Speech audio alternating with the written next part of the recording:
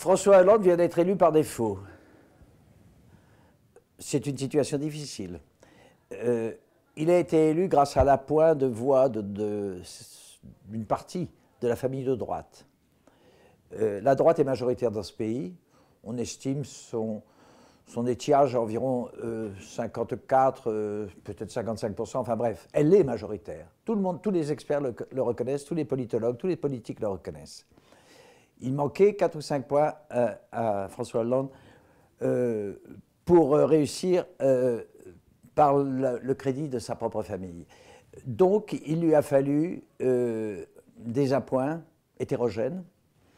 Ça a été la droite souverainiste, ça a été essentiellement le centre, et évidemment une partie de l'extrême droite.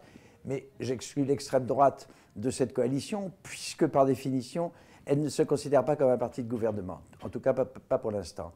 Donc, si les transfuges de la droite, je pense essentiellement à François Bayrou, à Jacques Chirac, à ceux qu'il représente encore dans l'opinion, c'est quand même grâce à ces trahisons, disons le mot, habituelles, d'ailleurs familières à la famille de droite.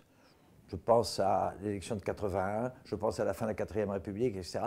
C'est vrai que le centre, enfin la démocratie chrétienne, de même une partie du gaullisme, a toujours au bon moment fait le mauvais choix, pour des raisons qu'il ne m'appartient pas ici de développer. Donc, président par défaut, ça n'enlève rien à sa légitimité. Il gouvernera à gauche, c'est son droit. C'est quand même un problème. C'est un péché originel. Et chacun sait que les péchés originels pèsent toujours, in fine, à long terme, sur l'action politique de ceux, pas de ceux qui les ont commis, mais de ceux qui en ont profité.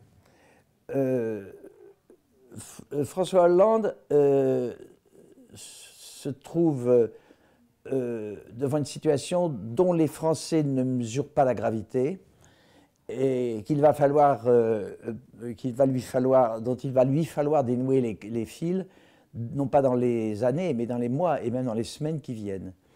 Je pense qu'il n'a pas les armes nécessaires pour le faire.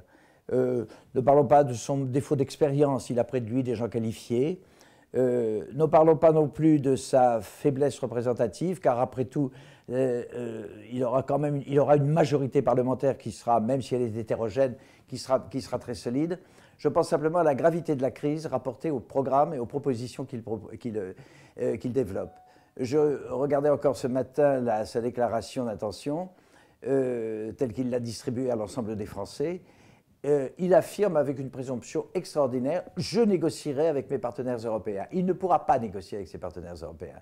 Le poids des faits, le poids des réalités sera plus fort que tout. Je pense que c'est la principale hypothèque qui pèse sur son action à venir et sur